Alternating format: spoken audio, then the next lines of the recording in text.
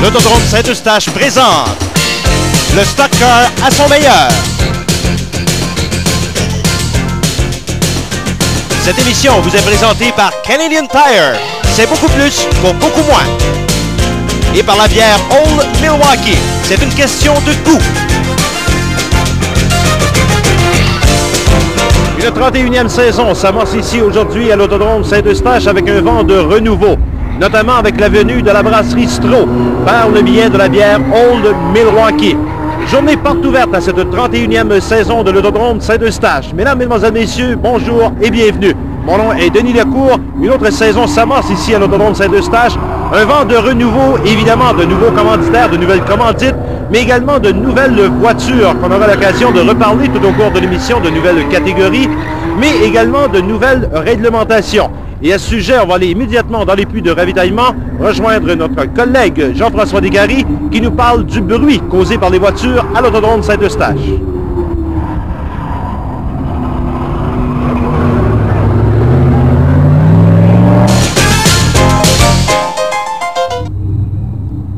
Eh bien, c'est à mon tour, Denis, de souhaiter la bienvenue aux gens au Stock Car à Saint-Eustache. Une 5e année consécutive pour moi.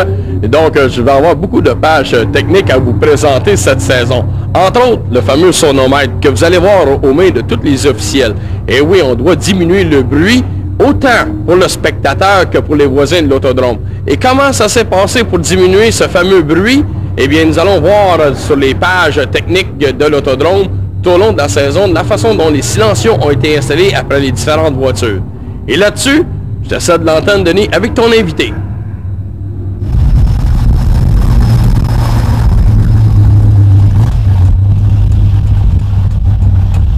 Merci Jean-François. Notre invité, Linda Aubin. Linda Aubin qui sera notre collaboratrice attitrée pour l'émission de Saint-Eustache tout au cours de la saison 1995. Linda, si vous nous parliez un petit peu de la tâche que vous allez occuper au cours de la saison.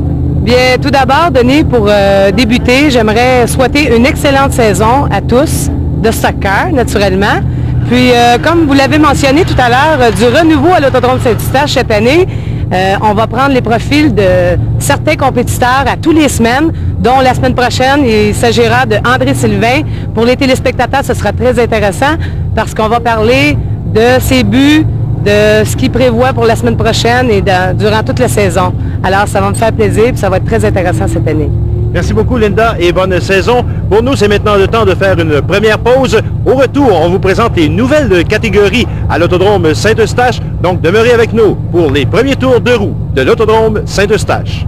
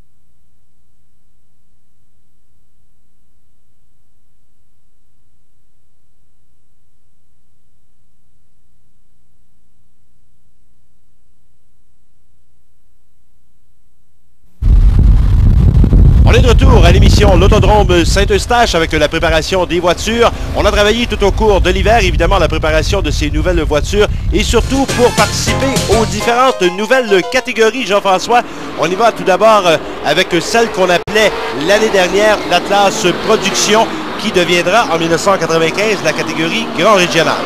Exactement, Denis. On peut voir actuellement la voiture de Michel Brunet, voiture numéro 91, et la voiture numéro 12 de André Lajeunesse, de fiers compétiteurs qui se retrouvent dans la catégorie Quaker State Grand Régional pour la saison prochaine. Ça, c'était les Quaker State Productions en 1994.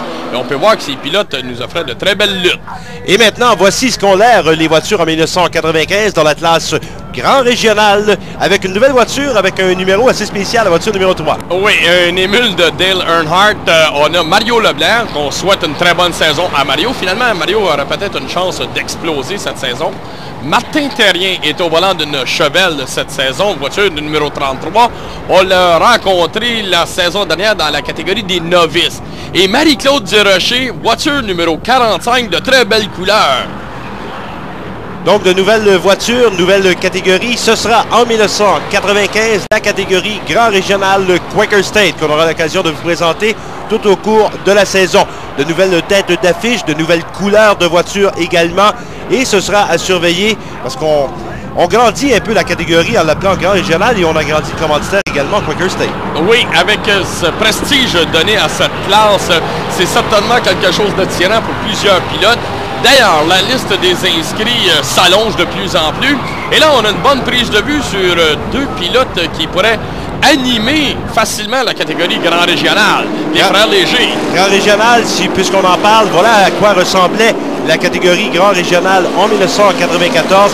Les animateurs du spectacle l'année dernière, c'était évidemment, on a la voiture numéro 4, le champion de l'année dernière, André Sylvain. Il y avait le double zéro de Jacques Laperle. Mais ces voitures, en 1995, seront connues sous l'appellation de Sportsman. Exactement. Et ils porteront toujours le même commanditaire. Ce sera les Skoll Sportsmen pour la saison 1995. On peut les voir en piste. Et certains pilotes ont même changé de numéro et de couleur. On peut remarquer la voiture 83, la DTM de Lucien Campeau. La 4 d'André Sylvain nous revient avec son commanditaire Valvoline. Jacques Poirier est de retour avec la voiture numéro 28.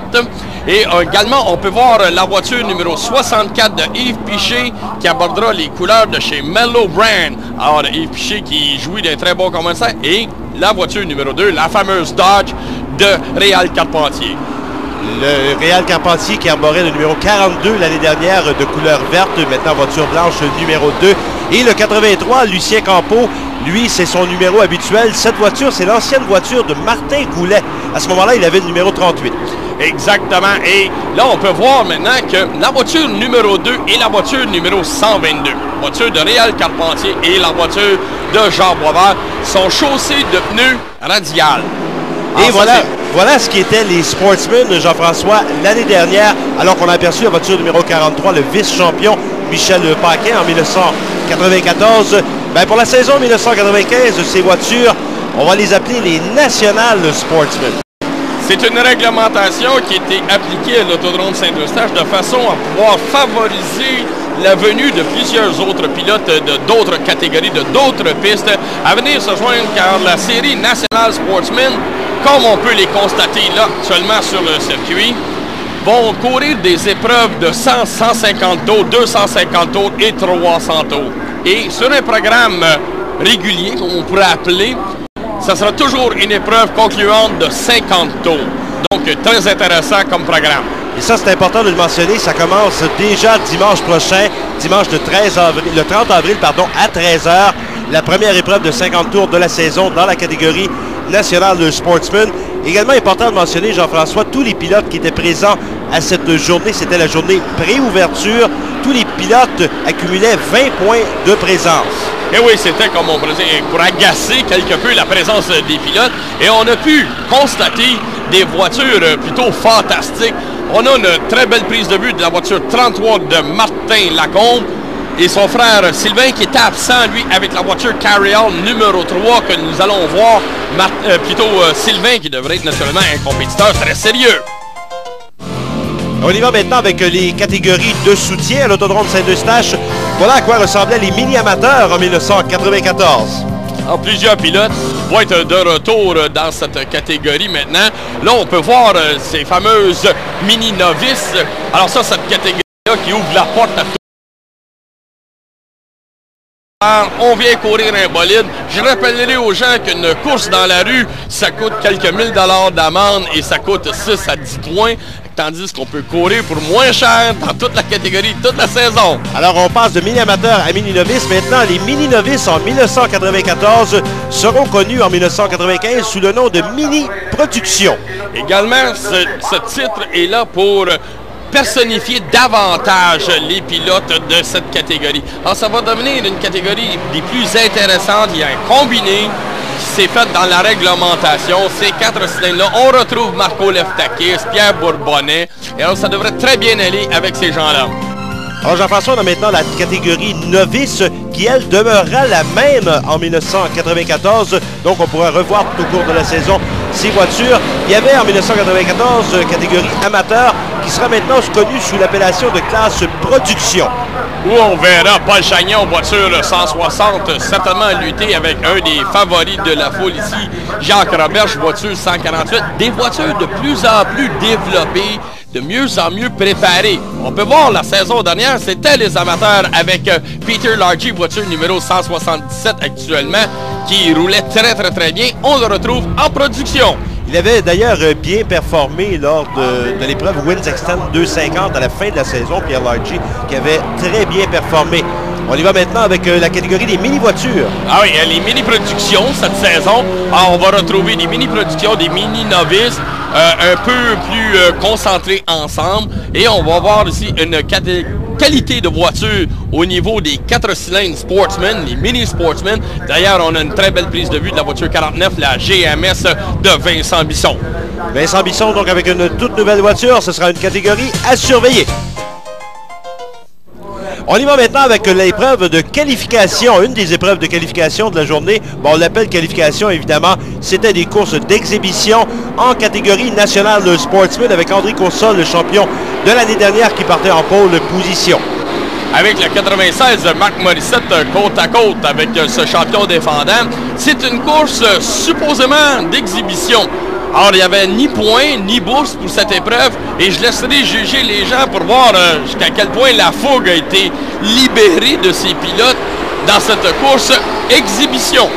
Une épreuve d'exhibition à cette journée pré-ouverture, évidemment, on l'a mentionné un petit peu plus tôt, Jean-François, chacun des pilotes accumulait 20 points déjà au championnat par leur seule présence. André Coursol, le meneur, Martin Lacombe, le numéro 33 et le numéro 60 de Steve Maheu, les deux plus belles voitures peut-être dans cette catégorie. Des voitures très intéressantes. On a pu retrouver maintenant un dérapage de Serge Morissette, retour de Serge Morissette, dérapage dans le virage Players de la voiture 99. On s'est retrouvé un petit peu plus tard dans l'épreuve, évidemment, et Serge Morissette, malheureusement, à l'entrée du virage Players, qu'on l'appelle maintenant, qui a dérapé à cet endroit. Alors, on complète, de toute façon, on complète l'épreuve sous le drapeau jaune et quadrillé. Le vainqueur, le numéro 18 de André Coursol, devant Martin Lacombe et Steve Maheu. Nous, on va en profiter pour faire une deuxième pause, Jean-François. Au retour, on reverra les nationales de Sportsman dans l'épreuve, notamment l'épreuve finale de la journée, ce qu'on a appelé l'épreuve finale à l'Autodrome Saint-Eustache.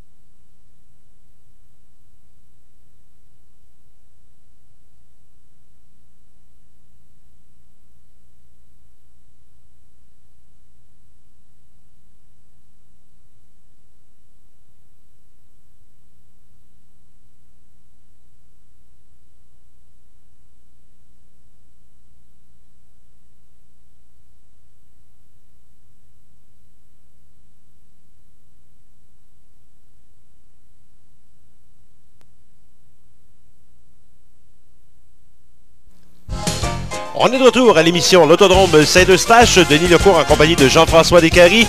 Journée porte ouverte à l'Autodrome Saint-Eustache. Porte ouverte sur une 31e saison d'activité à l'Autodrome Saint-Eustache avec l'épreuve finale de la journée, finale de 10 tours, catégorie National Sportsman. Steve Maheu partait en pole position.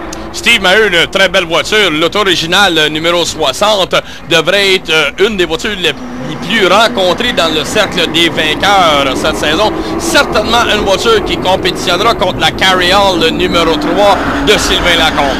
On sait que Lacombe est très fort sur l'autodrome Saint-Eustache, mais à ne pas négliger, le champion est haut et Jacques Demers qui échappe la voiture 44. Dérapage de Jacques Demers, on aura un drapeau jaune. Ça nous permet de vous présenter des images de ce qui s'est passé au mois de novembre dernier, alors qu'on annonçait chez Chenoise à Laval les grandes lignes de la saison 1995 à l'Autodrome Saint-Eustache, en compagnie évidemment du propriétaire et promoteur de l'endroit, M. Claude Aubin, qui annonçait évidemment les différentes associations pour 1995.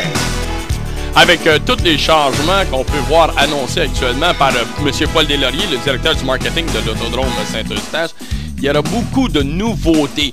Plusieurs pilotes sont venus s'enquérir de cette situation, les nouvelles catégories et la nouvelle réglementation qui était quelque peu annoncée juste avant les fameux meetings. Et là, on voit Denis Prévost de chez GMS qui, justement, annonçait une des premières réglementations, le silence qu'on va devoir observer. La compagnie BF Goodrich qui s'est engagée pour un 250 tours et Denis Trubiano de Carry Hall pour le fameux 300 tours du week-end de la fête du travail. Alors, c'était les grandes lignes, évidemment, de la saison 1995. C'était annoncé au mois de novembre dernier. Nous, on est de retour, on est sous le drapeau jaune. Et voilà ce qui a causé le drapeau jaune, Jean-François. Voilà la reprise. Jacques Demers à l'entrée du virage numéro 1 est entré tout simplement trop rapidement. Oui, l'entrée du virage Players était quand même très spéciale à l'Autodrome Saint-Eustache. Et on peut voir que, justement, on a signé 2 dérapages dans la catégorie National Sportsman, le 99 de Serge Morissette, le 44 de Jacques Demers et les 2 dans le virage Players. Alors, de retour à la compétition, on se retrouve maintenant entre les virages 3 et 4. À la sortie du virage numéro 4, le drapeau vert, sera abaissé à nouveau. Numéro 60, Steve Maheu, avec à ses côtés le vice-champion en 1994. Il avait terminé 3e en 1993. Michel Paquin. Ils sont suivis de André Coursol, le champion de l'année dernière, qui maintenant prend la ligne extérieure. Il y a Martin Lacombe qui se trouve à cet endroit également en 3e position. Martin Lacombe, le numéro 33. Voilà, il y a eu une petite touchette quelque peu dans la ligne droite. On a vu Martin Lacombe qui est allé peut-être un petit peu haut dans la ligne droite, là où se trouvait André Coursol. Et malgré que ce soit une course exhibition, Denis, les pilotes sont très agressifs sur le tracé de l'Autodrome Saint-Eustache, ce qui annonce beaucoup d'action pour la saison 95. Et le 43, Michel Paquin, une fois de plus dans le virage Players, un autre dérapage. On en parlait il y a quelques instants de Michel Paquin, le vice-champion 94, entré trop rapidement dans le virage numéro 1. C'est un dérapage. Il y a eu au cours de la journée, il y a eu également une finale dans la catégorie Grand Régional Quaker State. Le numéro 11, Stéphane Messier, qui a complètement dominé cette épreuve, mais il y avait de l'opposition. Stéphane, au volant de la voiture numéro 11 de la place TVRI, a quand même su dominer devant le 12, André Lajeunesse. André Lajeunesse est un pilote plein d'expérience, donc lutter contre André, c'est quand même tout un honneur.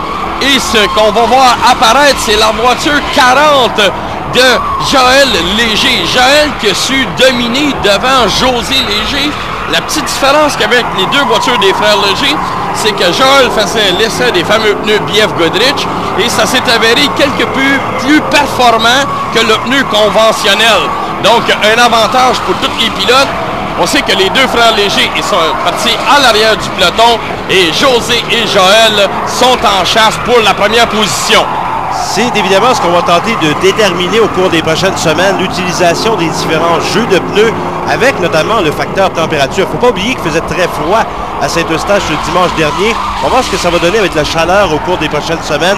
Est-ce que les pneus BF Goodrich vont être plus performants avec la chaleur? Bien ça, on vous invite à suivre les activités de l'Autodrome Saint-Eustache pour en connaître davantage.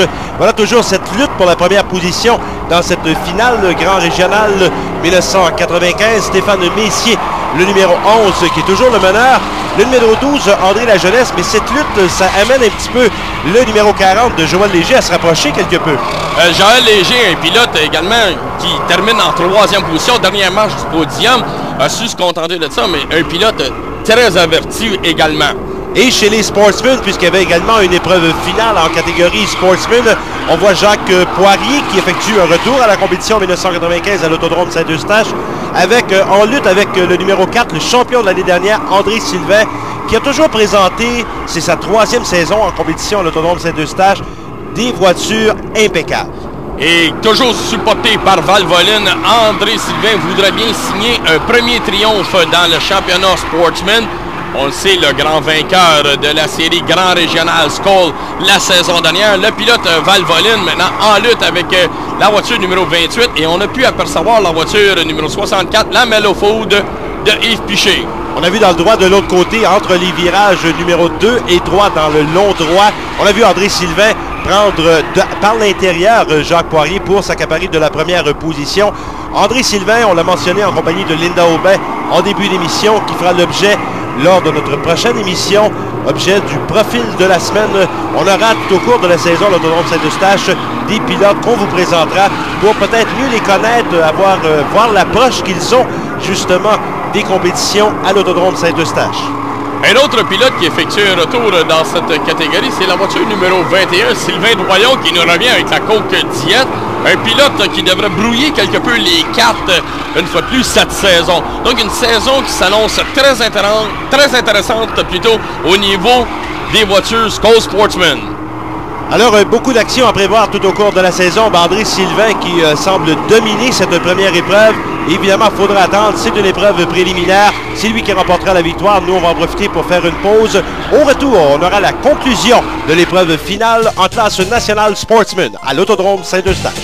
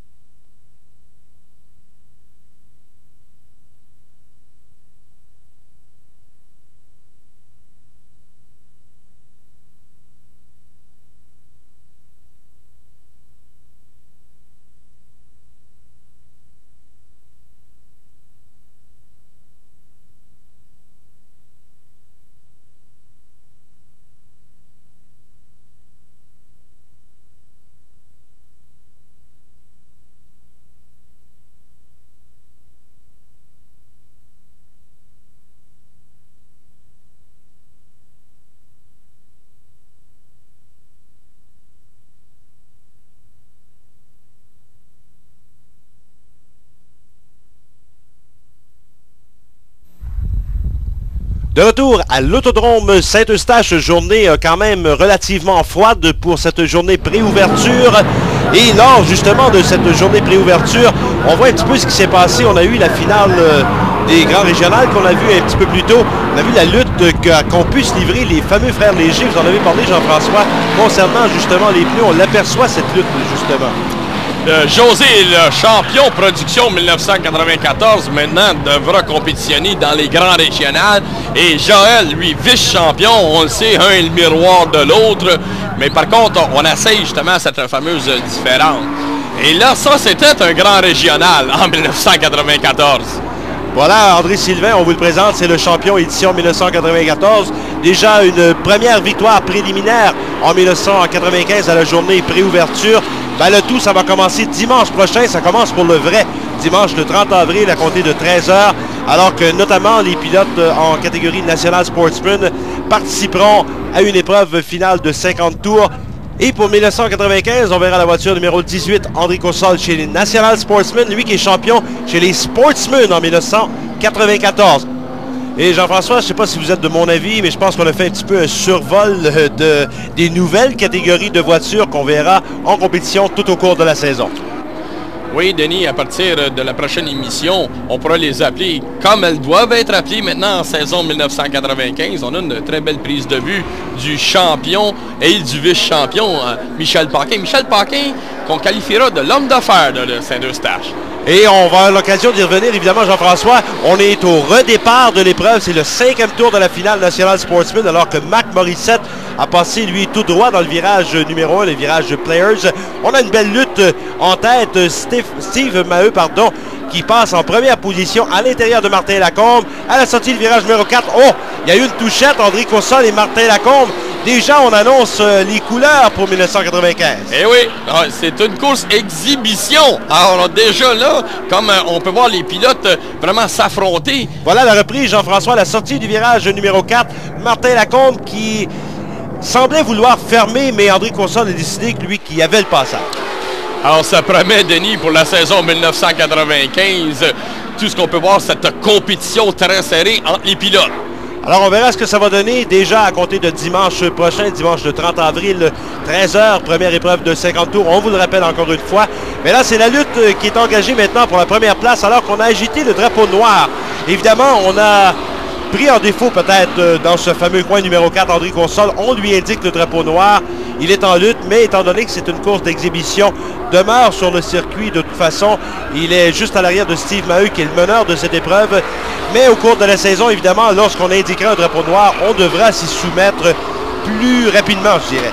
Un pilote qui a été quand même très impressionnant durant ce week-end, c'est le 99 Serge Morissette, actuellement qui est en 3e position. Serge qui s'est quelque peu assagi et a promis une saison à ses fans, une saison plutôt spectaculaire au volant de la Francille Dixmo numéro 99.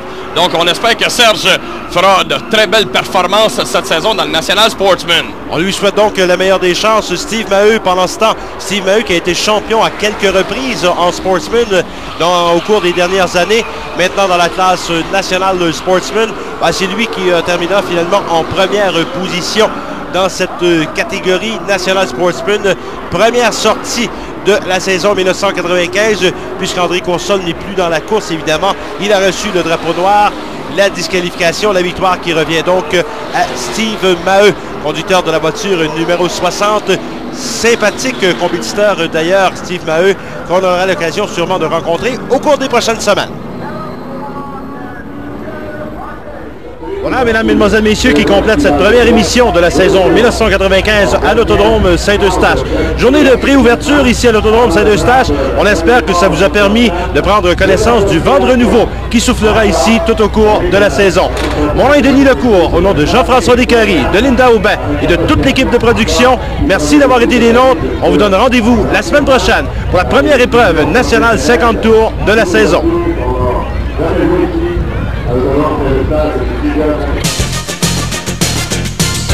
Cette émission vous a été présentée par Canadian Tire. C'est beaucoup plus pour beaucoup moins. Et la bière Old Milwaukee, c'est une question de goût. Les télécommunications utiles à la présentation de cette émission sont une gracieuseté de CTM Location, boulevard métropolitain à Saint-Léonard.